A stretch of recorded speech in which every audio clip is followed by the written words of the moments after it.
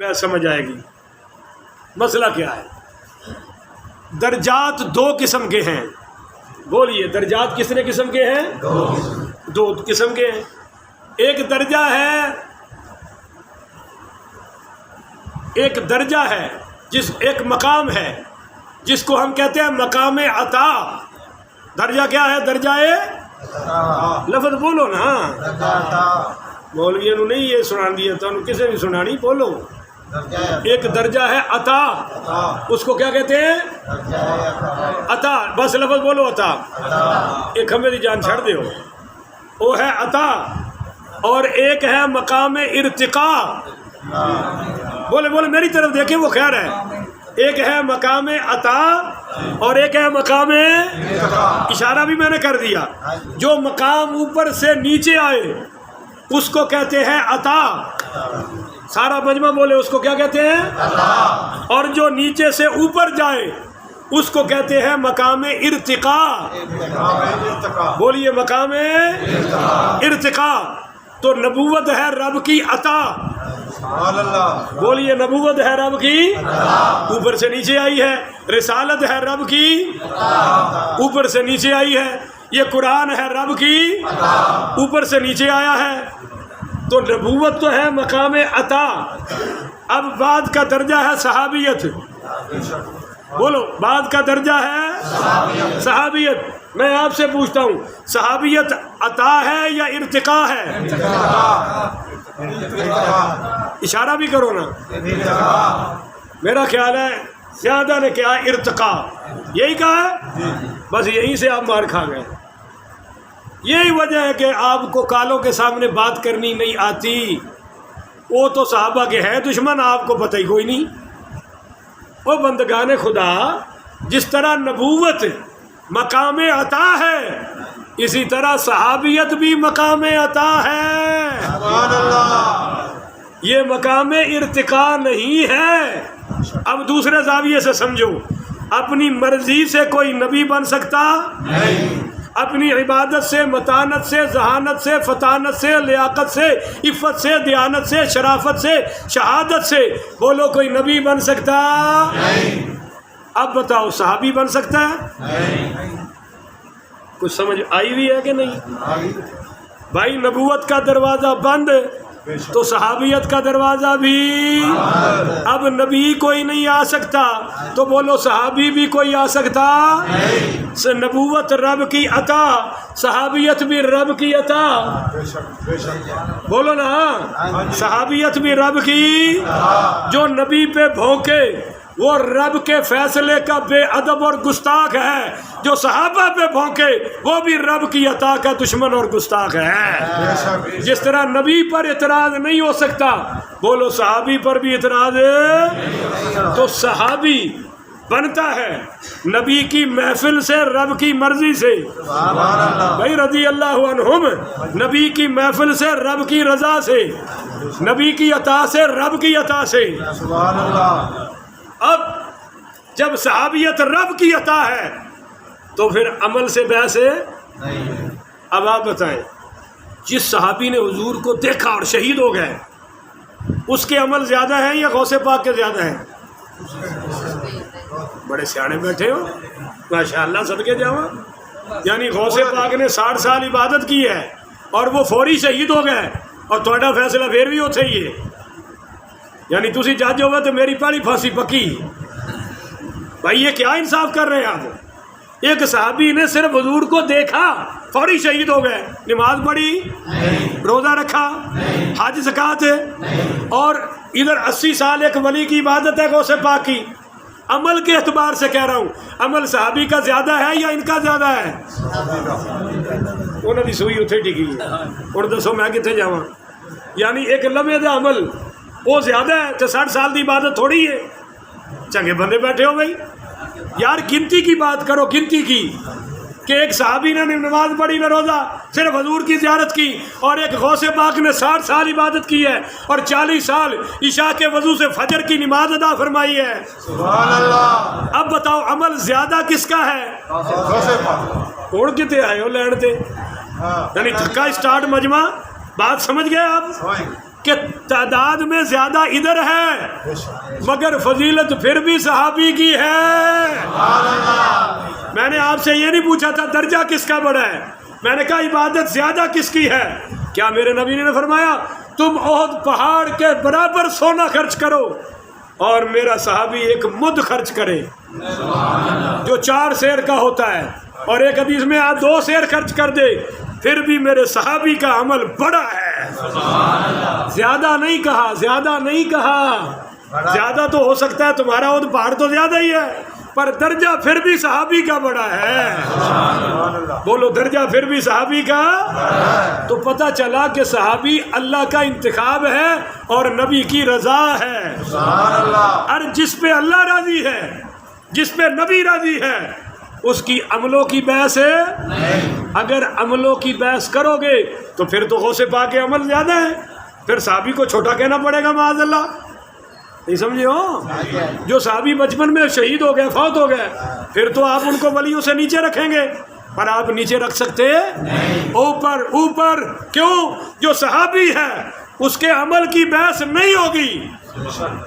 اور ایک دلیل دیتا ہوں، وحشی بن حرب کا نام سنے آپ نے؟ کون ہے؟ ہاں، جس نے حضرت امیر حمزہ کو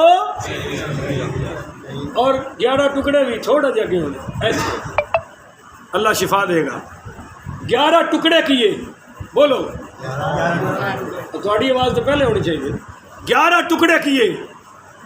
او کتنا بڑا ظلم کیا جی! میرے نبی اتنا روئے کہ آپ نے فرمایا 100 کافروں کو قتل کروں گا۔ اللہ نے فرمایا نہیں، ایک ہی کرنا ہے، اور فرمایا یہ میرے چاچا کا قاتل اگر تمہیں بیت اللہ کی دیوار کے سائے تلے مل جائے پھر بھی قتل کر دینا۔ پر وہ آ گیا سامنے، بولو آئے مجھے معاف کر دے، مجھے معاف کر دے۔ فرمایا جا تجھے معاف کیا، اس کو کلمہ پڑھایا۔ ایک اور بات بتاتا ہوں، حضور نے ایک کنڈیشن لگائی۔ کنڈیشن کیا تھی؟ فرمایا واشی اللہ نے بھی تجھے معاف کر دیا ہے، میں نے بھی معاف کر دیا ہے، پر ایک مہربانی کرنا، میرے سامنے نہ آنا۔ بولو میرے سامنے، کیونکہ تجھے چہرہ دیکھ کے مجھے چچا کے ٹکڑے یاد آ جاتے ہیں۔ علماء نے لکھا ہے کہ پوری کائنات کے اولیاء اس صحابی کا مقابلہ بھی نہیں کر سکتے۔ بولو اس صحابی کا مقابلہ بھی۔ اب اگر عملوں کی بحث کرو گے تو یہ تو قاتل امیر حمزہ ہے۔ تو پتہ چلا بھائی صحابہ کے عمل نہیں دیکھے جائیں گے، صحابہ پر اللہ اور اس کے رسول کی رضا دیکھی جائے گی۔ اب کوئی میری بات آپ کے پلے پڑ گئی؟ اب سنیے، اگر کوئی آپ سے کہتا ہے وہ جی باغ فتح نہیں دیا، تو جواب دو پھر بھی صحابی۔ بولو ہے پھر بھی صحابی۔ وہ کہے جی او اس نے تو یہ کیا، میں نے کہا جی صحابی۔ وہ جی حضرت امیر معاویہ نے یزید کو خلیفہ بنایا، میں نے کہا جی صحابی۔ اب وہ مجھے بار بار پوچھتا جا رہا ہے، میں کہتا ہوں صحابی صحابی صحابی۔ کہتا یہ کیا ہوا؟ میں نے کہا بھائی تو عملوں کی بحث کر رہا ہے، میں صحابیت کے درجے پہ ہوں۔ صحابی عمل سے نہیں بنتا، رب رسول کی رضا سے بنتا ہے۔ تو عمل کی بات پیچھے کر، اللہ رسول کو آگے کر۔ تو نتیجہ کیا نکلا؟ نتیجہ یہ ہے کوئی تاریخ، لفظ بولو، کوئی واقعہ کسی صحابی کے خلاف ہو تو ہم قرآن حدیث کو آگے کریں یا تاریخ کو؟ آپ کا کیا فیصلہ ہے؟ سارے بول دو۔ تو جب قرآن حدیث میں صحابہ کی شان آ گئی، اب ہم تاریخ کو پھینکیں گے کوڑے کرکٹ میں جس میں کسی صحابی اور اہل بیت کی توہین ہوگی۔ ہم اللہ کا قرآن اونچا کریں گے، نبی کی زبان اونچی کریں گے۔ یہ میرا ٹائم پورا ہو گیا اور آج آپ کو پورے درس کا لب لباب مل گیا کہ تاریخ کے حوالے سے صحابہ پر بحث ہے۔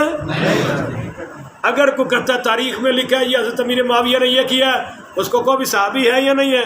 اگر وہ کہے صحابی، وہ کہو بس بھائی بات ختم۔ بولو بات ہے۔ اب اس سے آگے ہم کوئی ان کی توہین سن سکتے؟ اگر کوئی معاملہ ہے وہ جانے، مصطفیٰ جانے، خدا جانے، ہم تو ان کی عظمت کو سلام کریں گے۔ بولو ہم ان کی عظمت کو۔ پر یہ عقیدہ یاد رکھیں، حضرت علی حضرت امیر معاویہ سے افضل ہے. سیدنا مولا علی علیہ السلام سیدنا امیر معاویہ سے، اور جو ان کی باہمی لڑائی چپکلش ہوئی اس میں حق پر حضرت علی ہے. بولو حق پر حضرت. مگر حضرت امیر معاویہ سے خطا تو ہوئی ہے، پر یہ وہ خطا ہے جس خطا پر بھی رب اجر عطا فرماتا ہے. یہ خطا اجتہادی ہے، یہ خطا کفر والی نہیں ہے، یہ خطا گناہ والی نہیں ہے، کیونکہ یہ بھی حضرت عثمان کی خاطر اٹھے ہوئے تھے. لہذا ہم دونوں کی عظمت کو سلام کریں گے، مگر درجہ بڑا ہے مولا علی کا. باقی یہ اسی کو آڑ بنا کر جنہوں نے یہ کہا جی یزید صحابی کا بیٹا ہے، وہ بھی حسین بھی صحابی کا بیٹا ہے، ان سے کہو منہ بند کرو. کروڑوں یزید ہو مولا حسین کی جوتی پر قربان.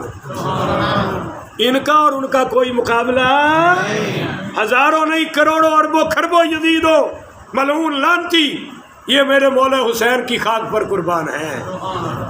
بلکہ اس خاک وہ خاک بھی اعلیٰ ہے. بولو وہ خاک بھی اعلیٰ ہے. یزید کا معاملہ اور ہے اور حضرت امیر معاویہ کا معاملہ. اب آپ کو یہی مل رہا ہے پنجا پارٹی سے، او جی نواسہ رسول ہے، او جی دماد رسول ہے مولا علی. میں نے کہا یہ ایک دماد ہے، حضرت عثمان دورے دماد ہیں. بولو حضرت عثمان اگر یہ دماد ہونے کی وجہ سے پہلا خلیفہ ہے تو پھر حضرت عثمان کا کیا قصور ہے؟ بولو نا. اور دماد کا رتبہ زیادہ ہے یا سسر کا رتبہ؟ کیونکہ سسر تو ابے کے مقام پہ ہے.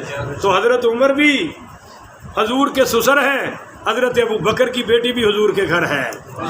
اگر رشتوں سے خلافت دینی ہے پھر بھی ان کا پہلا نمبر ہے. اب آ گیا جی تو سن لیں، شیعہ اور اہل سنت میں فرق. شیعہ حضرت حسین کو صحابی نہیں مانتے. بولو حضرت حسین کو صحابی، اور وہ حضرت علی کو بھی صحابی، وہ معصوم مانتے ہیں اور نبیوں سے بھی افضل مانتے ہیں.